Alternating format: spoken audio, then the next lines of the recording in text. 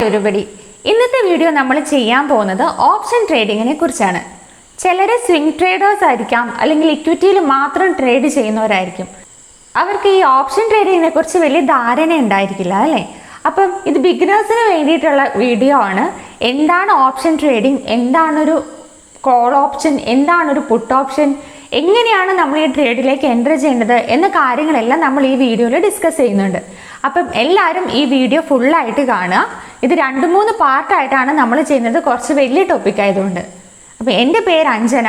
നിങ്ങൾ വീഡിയോ ആദ്യമായിട്ടാണ് കാണുന്നതെങ്കിൽ ചാനൽ സബ്സ്ക്രൈബ് ചെയ്ത് സപ്പോർട്ട് ചെയ്യുക. കൂടാതെ വീഡിയോ ഇഷ്ടപ്പെട്ടെങ്കിൽ ലൈക്കും ഷെയറും കമൻറ്റും കൂടെ ചെയ്യുക. അപ്പം നമ്മൾ പറഞ്ഞു എങ്ങനെയാണ് ഒരു ട്രേഡർ ഓപ്ഷൻ ട്രേഡിങ്ങിലേക്ക് എൻ്റർ ചെയ്യുക എന്നുള്ളതാണ് നമ്മൾ ഇതിലേക്ക് ഡിസ്കസ് ചെയ്യാൻ പോകുന്നത്. അല്ലെങ്കിൽ എന്താണ് ഓപ്ഷൻ ട്രേഡിംഗ് എന്നാണ് നമ്മൾ ഈ വീഡിയോയിൽ ചെയ്യാൻ പോകുന്നത്. അപ്പോൾ ചിലർക്ക് ഈ ടേംസ് പരിചയമായിരിക്കും. ഞാൻ നേരത്തെ പറഞ്ഞു കോൾ ഓപ്ഷൻ, പുട്ട് ഓപ്ഷൻ എന്നൊക്കെ. എന്താണ് കോൾ ഓപ്ഷൻ, എന്താണ് പുട്ട് ഓപ്ഷൻ, അതൊക്കെ ചെറിയ ടേംസ് കേൾക്കുമ്പോൾ തന്നെ ചില കൺഫ്യൂഷൻസ് ഉണ്ടായിരിക്കും. അപ്പോൾ ഇതിനൊക്കെ പറയുന്നത് വളരെ സിമ്പിളായിട്ടുള്ള കാര്യങ്ങളാണ്. അത് നമുക്ക് എക്സാമ്പിളിലൂടെ നമുക്ക് മനസ്സിലാക്കിയെടുക്കാം. അപ്പം നമുക്ക് എന്ത് ചെയ്യാം, നേരെ വീഡിയോയിലേക്ക് കിടക്കാം.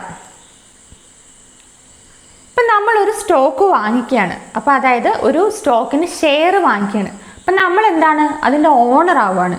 ഓപ്ഷൻ ട്രേഡിങ് ചെയ്യുമ്പം നമ്മളൊരു കോൺട്രാക്റ്റിൽ എത്തുകയാണ് ചെയ്യുന്നത്. അതിനെ ബൈ ചെയ്യുകയോ സെല്ല് ചെയ്യുകയോ അല്ല ചെയ്യുന്നത്, നമ്മളൊരു കോൺട്രാക്റ്റിൽ എത്തുകയാണ് ചെയ്യുന്നത്.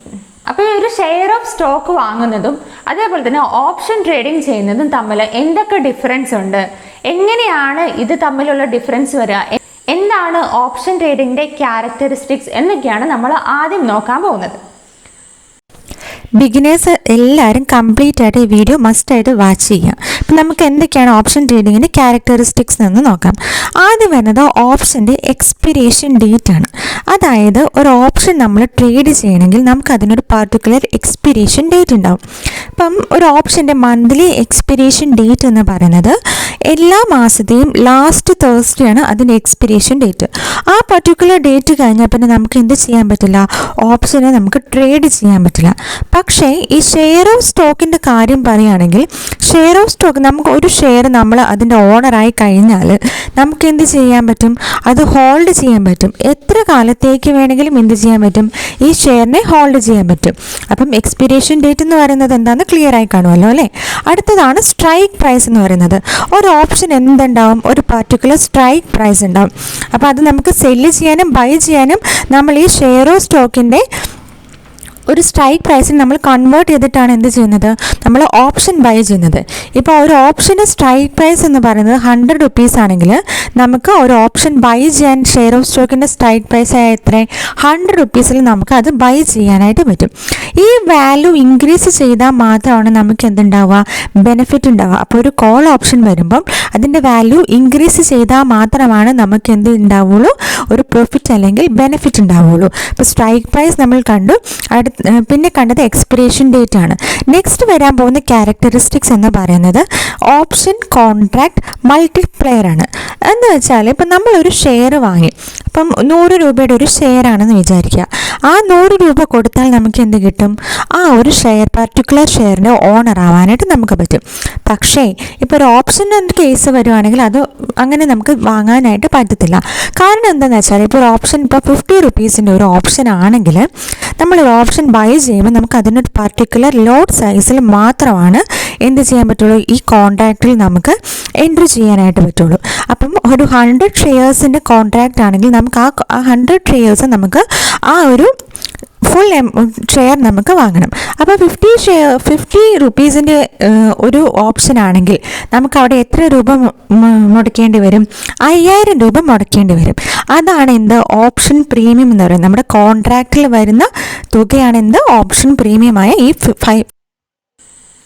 അപ്പോൾ എന്തൊക്കെയാണ് ഇതിന് ക്യാരക്ടറിസ്റ്റിക്സ് എന്ന് നമ്മൾ കണ്ടു കഴിഞ്ഞു അല്ലേ? അടുത്തത് നമ്മൾ നോക്കാൻ പോകുന്നത് ഡിഫറെൻറ്റ് ടൈപ്സ് ഓഫ് ഓപ്ഷൻസ് ആണ്. അപ്പോൾ ആദ്യം നമ്മൾ നോക്കുന്നത് കോൾ ഓപ്ഷനെ കുറിച്ചാണ്. ഓപ്ഷൻ എന്ന് കേൾക്കുമ്പോൾ തന്നെ നമുക്ക് ഒരു ഫെമിലിയർ ആയിട്ടുള്ള ടേമാണ് കോൾ എന്ന് പറയുന്നത്.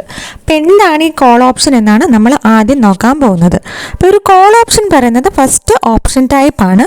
അതിൻ്റെ പ്രൈസ് വേരി ചെയ്യുന്നത് സ്റ്റോക്ക് പ്രൈസ് കൂടുകയും കുറഞ്ഞതിന് അനുസരിച്ചാണ്. അപ്പോൾ നമുക്കൊരു കോൾ ഓപ്ഷൻ എന്ത് ചെയ്യാം, അതിൻ്റെ ഓണർ, അപ്പോൾ നമ്മളൊരു 100 ഷെയർ ആണ് എന്ത് വാങ്ങേണ്ട ഒരു ലോട്ട് സൈസ് എന്ന് പറഞ്ഞു.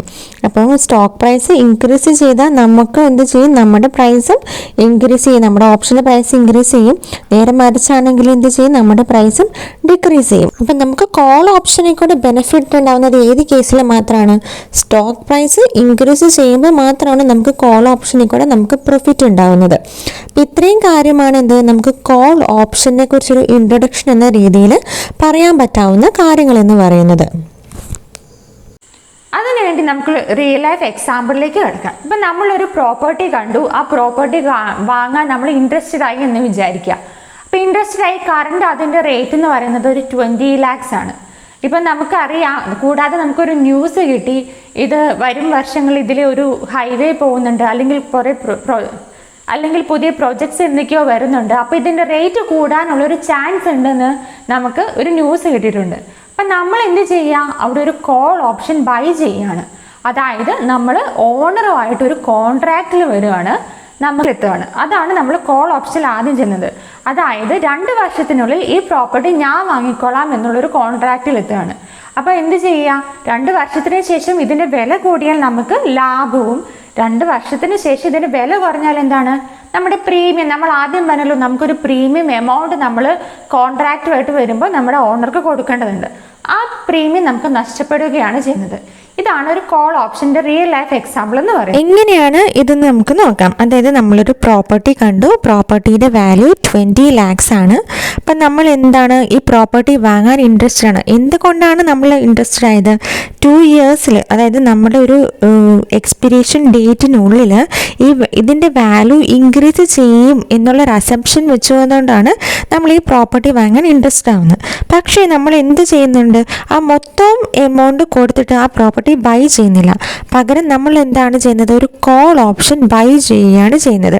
ആ 2 വർഷത്തിനുള്ളിൽ എന്നുള്ളൊരു എക്സ്പിരേഷൻ പീരീഡ് വെച്ചിട്ട് 20 lakhs ഞാൻ ആ 2 വർഷം കൊണ്ട് തന്നു തീർക്കാം എന്ന് ഓണറുമായിട്ടൊരു ഡീല് വെച്ചിട്ടാണ് എന്ത് ചെയ്യുന്നത്, ഈ പ്രോപ്പർട്ടി നമ്മളൊരു കോൾ ഓപ്ഷൻ ബൈ ചെയ്യാൻ പോകുന്നത്. അപ്പോൾ ആ ഒരു ഡീല് ചെയ്യാനുള്ളൊരു കോൺട്രാക്ട് തുകയാണ് എത്ര, 1 ലക്ഷം രൂപ എന്നാണ് നമ്മൾ ആദ്യം കൊടുക്കുന്നത്. ഒരു ടോക്കൺ അഡ്വാൻസ് ആയിട്ട് നമ്മൾ കൊടുക്കുന്നത് 1 ലക്ഷം രൂപയാണ്. അതാണ് നമ്മുടെ ഓപ്ഷൻ പ്രീമിയം. എക്സ്പിരേഷൻ ഡേറ്റ് 2 yearsഉം സ്ട്രൈക്ക് പ്രൈസ് വരുന്നത് 20 lakhsഉം ആണ്. ഓക്കെ, ഇനി നമ്മൾ 1 വർഷത്തിന് ശേഷം നോക്കുമ്പം ഈ പ്രോപ്പർട്ടി എന്ത് ചെയ്തിട്ടുണ്ട്, വാല്യൂ പ്രൊജക്റ്റ് വന്നു തുടങ്ങി. അതുപോലെ തന്നെ നമ്മുടെ പ്രോപ്പർട്ടിയുടെ വാല്യൂ ഇൻക്രീസ് ചെയ്ത് 20 lakhs എന്നുള്ള വാല്യൂ എത്രയായി, 35 lakhs ആയിട്ട് മാറി. അപ്പോൾ നമുക്കറിയാം, എപ്പോഴാണോ അതിൻ്റെ സ്ട്രൈക്ക് പ്രൈസ് ഇൻക്രീസ് ചെയ്യുന്നത് അപ്പോഴാണ് എന്ത് ചെയ്യുന്നത്, നമ്മുടെ ഓപ്ഷൻ്റെ പ്രൈസും ഇൻക്രീസ് ചെയ്യുന്നത്. എന്നാൽ മാത്രമാണ് നമുക്ക് എന്തുണ്ടാവുള്ളൂ, ബെനിഫിറ്റ് ഉണ്ടാവുള്ളൂ.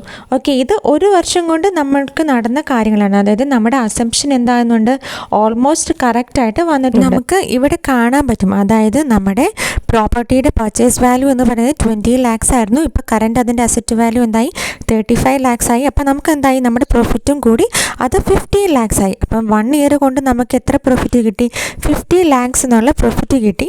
അപ്പോൾ എന്തായി, നമ്മുടെ സ്ട്രൈക്ക് പ്രൈസും അതിനനുസരിച്ച് കൂടി. ഇനി നമുക്ക് നെക്സ്റ്റ് ഇയറിലും നമ്മുടെ അസംപ്ഷൻ എന്താണ്, കറക്റ്റ് എന്നുള്ള രീതിയിലാണ് നമ്മൾ നോക്കാൻ പോകുന്നത് അല്ലേ. പക്ഷേ ഇതിൻ്റെ ഇടയിൽ ഒരു നാച്ചുറൽ കലാമിറ്റിയോ അല്ലാന്നുണ്ടെങ്കിൽ നമ്മുടെ പ്രൊജക്റ്റോ കാര്യങ്ങളോ എന്തെങ്കിലും ക്യാൻസൽ ആയിട്ടുണ്ടെങ്കിൽ മേ ബി എന്ത് ചെയ്യാൻ പറ്റും, നമ്മുടെ പ്രോപ്പർട്ടിയുടെ വാല്യൂ എന്ത് ചെയ്യും, കുറയും. ഇപ്പോൾ സെക്കൻഡ് ഇയറിൽ ഇപ്പം അത് പ്രോപ്പർട്ടിയുടെ വാല്യൂ കുറഞ്ഞ് 15 ലക്ഷമായി എന്ന് വിചാരിക്കുക. അപ്പം നമുക്ക് എന്തായി, വലിയൊരു ലോസാണ് അവിടെ സംഭവിക്കുന്നത്. ഒരു 5 ലക്ഷം രൂപയുടെ ലോസ് സംഭവിക്കും. പക്ഷേ നമുക്ക് ഈ ലോസ് സഹിക്കേണ്ട ആവശ്യമുണ്ടോ, ഇല്ല. കാരണം നമ്മൾ എന്ത് ചെയ്തിട്ടില്ല, അത് നമ്മൾ എമൗണ്ട് മുഴുവൻ പേ ചെയ്തിട്ടില്ല. നമ്മളൊരു കോൺട്രാക്റ്റിൽ എത്തിയിട്ടേ ഉള്ളൂ. നമുക്ക് മുഴുവൻ തുക അടയ്ക്കേണ്ട ആവശ്യം വന്നിട്ടില്ല. നമുക്ക് എന്ത് ചെയ്യാം, ഈ എമൗണ്ട് വേണ്ട, അതായത് ഈ നമ്മൾ കൊടുക്കുന്ന ഈ കോൺട്രാക്ട് പ്രൈസ് എന്ന് പറയുന്നത് എന്താണ്, നോൺ റീഫണ്ടബിൾ ആണ്. അതായത് നമുക്ക് ഈ തുക, ഈ 1 ലക്ഷം രൂപ മാത്രം എന്ത് ചെയ്താൽ മതി, നഷ്ടപ്പെടുത്തിയാൽ മതി. അല്ലാതെ മുഴുവൻ തുകയും കൊടുത്ത് ഇത്രയും വലിയൊരു ഹ്യൂജ് എമൗണ്ട് എന്ത് ചെയ്യേണ്ട, നഷ്ടപ്പെടുത്തേണ്ട ആവശ്യം വരുന്നില്ല. അതാണ് ഓപ്ഷൻ കൊണ്ടുള്ളൊരു ബെനിഫിറ്റ് എന്ന് പറയുന്നത്. കോൾ ഓപ്ഷൻ്റെ ബെനിഫിറ്റ് എന്ന് പറഞ്ഞാൽ നമുക്ക് ലിമിറ്റഡ് എന്താണ് വരുന്നത്, ലോസ് ആണ് ഈ കോൾ ഓപ്ഷൻ കൊണ്ട് വരുന്നത്. നമുക്ക് വലിയൊരു നഷ്ടം വരുന്നതിന് പകരം നമുക്ക് ചെറിയൊരു തുകയായ 1 lakh മാത്രമാണ് എന്ത് ചെയ്യുന്നത്, ഈ ഒരു കേസിൽ, ഈ ഒരു പ്രോപ്പർട്ടിയുടെ കേസിൽ നമുക്ക് നഷ്ടം സംഭവിക്കുന്നത്. അപ്പോൾ സെക്കൻഡ് ഇയർ ആയപ്പോഴത്തേക്കും നമ്മുടെ അസംപ്ഷൻ എന്തായി, കറക്റ്റായോ, കറക്റ്റ് ആയില്ല. നമുക്ക് എന്താണ്, ലോസ് ആണ് വന്നിരിക്കുന്നത്. അപ്പോൾ ആദ്യത്തെ കേസിലാണെങ്കിൽ നമുക്ക് 50 lakhs rupees ലാഭം ഉണ്ടായിരുന്നു, സെക്കൻഡിൽ നമുക്ക് നഷ്ടം വന്നു. അതെ. ഇനി ഇതെങ്ങനെ നമുക്ക് മാർക്കറ്റിലേക്ക് കിടക്കുമ്പോൾ ട്രേഡ് ചെയ്യാം എന്നുള്ളത് നമുക്ക് ടാറ്റ മോട്ടോഴ്സുമായിട്ടൊന്ന് കണ്ടു നോക്കാം. ടാറ്റ മോട്ടോഴ്സിൻ്റെ മാർച്ചിൻ്റെ എക്സ്പയറി ആവുന്ന ഒരു ഇതാണ് നമ്മൾ നോക്കാൻ പോകുന്നത്. അപ്പം 30th മാർച്ചാണ് വ്യാഴാഴ്ച വരുന്നത്, അന്നാണ് എക്സ്പയറി വരുന്നത്. അപ്പോൾ അതിൻ്റെ സ്ട്രൈക്ക് പ്രൈസ് വരുന്നത് 400 rupees അടുപ്പിച്ചാണ്. അപ്പം നമ്മൾ ആ സ്ട്രൈക്ക് പ്രൈസിൽ നമ്മൾ ലോട്ട് സൈസ് 4 എന്നുള്ള രീതിയിൽ നമ്മൾ പൊസിഷൻ ആഡ് ചെയ്തു. അപ്പോൾ നമുക്ക് കാണാം അതിൻ്റെ സ്ട്രൈക്ക് പ്രൈസ് എന്താണ്, പിന്നീട് വരുന്ന ദിവസങ്ങളിൽ കൂടുവാണോ കുറയുവാണോ നമുക്കപ്പോൾ അറിയാം. ഇപ്പം നമ്മുടെ സ്ട്രൈക്ക് പ്രൈസ് കൂടിയാൽ മാത്രമാണ് നമ്മുടെ ഓപ്ഷൻ്റെയും പ്രൈസ് കൂടുള്ളൂ. അപ്പോൾ ആദ്യത്തെ ദിവസം അതിൽ ഇൻക്രീസ് വന്നിട്ടുണ്ട് 570, സെക്കൻഡിൽ ഒരു 2,20,000 ഇൻക്രീസ് വരുന്നുണ്ട്. അപ്പോൾ നമുക്ക് ഇപ്പം നമ്മുടെ എക്സ്പയറി ആവുന്നത്, നമ്മുടെ എക്സ്പയറി ഡേറ്റ് എന്ന് പറയുന്നത് എത്രയാണ്, 30th മാർച്ചാണ്. 30th മാർച്ച് തേഴ്സ്ഡേ ആയതുകൊണ്ടാണ് ആ ലാസ്റ്റ് ഡേ ഓഫ് തേഴ്സ്ഡേ ആണ് നമ്മുടെ എക്സ്പയറി ഡേറ്റ്. അപ്പോൾ 30th മാർച്ച് ആയപ്പോഴത്തേക്കും നമുക്ക് എത്ര രൂപയാണ് ലാഭം കിട്ടിയിരിക്കുന്നത്, 2,36,550 rupees ആണ് നമുക്ക് പ്രോഫിറ്റ് കിട്ടിയത്. അതായത് നമ്മുടെ അസംഷൻ എന്തായിട്ടുണ്ട്, കറക്റ്റായിട്ടുണ്ട്. നമ്മുടെ സ്ട്രൈക്ക് പ്രൈസ് ഇൻക്രീസ് ചെയ്ത് നമ്മുടെ ഓപ്ഷൻ്റെ വാല്യൂം ഇൻക്രീസ് ചെയ്ത് നമുക്ക് നല്ല ബെനിഫിറ്റ് കിട്ടിയിട്ടുണ്ട്. ഇനി നമ്മൾ നേരെ തിരിച്ചൊരു നോക്കുകയാണ്. ഇപ്പോൾ 28th ഏപ്രിൽ ആ ഒരു എക്സ്പയറി വെച്ച് നോക്കുകയാണെങ്കിൽ ടാറ്റ മോട്ടോഴ്സിൻ്റെ സ്ട്രൈക്ക് പ്രൈസ് വരുന്നത് ഓൾമോസ്റ്റ് 460 rupees അടുപ്പിച്ചിട്ടാണ്. അപ്പം നമ്മൾ അത് ബൈ ചെയ്യാൻ പോവുകയാണ്. കോൺട്രാക്റ്റ് 4 lot എന്നുള്ള രീതിയിലാണ് നമ്മൾ ബൈ ചെയ്യുന്നത്. ഓക്കെ, അപ്പം അതിൻ്റെ എക്സ്പയറി ഡേറ്റ് വരുമ്പോഴത്തേന് നമ്മുടെ അസംഷൻ കറക്റ്റാണോ ഇല്ലയോ, നമ്മുടെ സ്ട്രൈക്ക് പ്രൈസ് കൂടുമോ, നമുക്ക് ബെനിഫിറ്റ് ഉണ്ടാവുമോ ഇല്ലയോ എന്നതാണ് നമ്മൾ ചെക്ക് ചെയ്യാൻ പോകുന്നത്. അപ്പം ആദ്യത്തെ ദിവസങ്ങളിൽ നമുക്ക് പ്രോഫിറ്റ് കാണാൻ പറ്റുന്നുണ്ട്. 82,000 ഉണ്ട്. നെക്സ്റ്റ് ഡേയിൽ വരുമ്പോൾ 54,000 ആയിട്ട് അത് കുറഞ്ഞു പിന്നെ 24,000 ആയി, പിന്നെ 35,000 ആയി. ഓക്കെ, അതായത് ഒരു പകുതി ഡേ ആയപ്പോഴത്തേക്കും നമ്മുടെ വാല്യൂ കുറഞ്ഞു 1 lakhൻ്റെ അടുത്തായി. ഇനി അതിൻ്റെ എക്സ്പയറി ഡേറ്റ് വരെ നമ്മൾ പോകുമ്പോൾ 28th ഏപ്രിൽ ആകുമ്പോഴത്തേനും അതിൻ്റെ വാല്യൂ എത്രയാവും എന്നാണ് നമ്മൾ നോക്കാൻ പോകുന്നത്. അത് ഓൾമോസ്റ്റ് 1,50,000 ആയിട്ട് കുറഞ്ഞു. അതായത് നമ്മുടെ അസംഷൻ എന്തായി, തെറ്റായിപ്പോയി. ഇത് നമ്മൾ എന്തുകൊണ്ടാണ്, നമ്മൾ എക്സ്പയറി വരെ ഹോൾഡ് ചെയ്തത് കൊണ്ടാണ് നമുക്ക് ഇത്രയും വലിയ നഷ്ടം സംഭവിച്ചത്. പക്ഷേ നമ്മൾ ഇൻ റിയാലിറ്റിയുടെ കേസ് എടുക്കുകയാണെങ്കിൽ നമ്മൾ നമ്മുടെ എമൗണ്ട് വെച്ച് ചെയ്യുമ്പോൾ എന്ത് പറ്റും, നമ്മളെല്ലാവരും പ്രോഫിറ്റിന് വേണ്ടി ആഗ്രഹിക്കുന്നവരാണ്. അപ്പം നമുക്ക് എപ്പോഴാണോ ഇത് മാക്സിമം പ്രോഫിറ്റ് കിട്ടിയെന്ന് നമുക്ക് റിയലൈസ് ചെയ്യുന്നത്, ആ സമയത്ത് നമുക്ക് എന്ത് ചെയ്യാം, നമ്മുടെ ഓപ്ഷൻ നമുക്ക് എക്സസൈസ് ചെയ്യാം. അതായത് നമുക്ക് ആ പ്രോഫിറ്റ് എടുത്തിട്ട് എന്ത് ചെയ്യാം, ഓപ്ഷൻ അവിടെ ക്ലോസ് ചെയ്യാം. എക്സ്പിരിഷൻ ഡേറ്റ് ഒരു ഹോൾഡ് ചെയ്യുന്ന ഒരു നിർബന്ധവും ഇല്ല. അപ്പോൾ എല്ലാവർക്കും ഈ വീഡിയോ ഇഷ്ടപ്പെട്ടു എന്ന് വിചാരിക്കുന്നു, അതുപോലെ മനസ്സിലായി എന്നും വിചാരിക്കുന്നു. അപ്പോൾ നമുക്ക് അടുത്ത ഇതിൻ്റെ പാർട്ടുണ്ട്. ആ വീഡിയോ നിങ്ങൾ എല്ലാവരും മിസ് ചെയ്യാതെ കാണുക. അപ്പോൾ അടുത്ത വീഡിയോയിൽ കാണാം. Bye bye.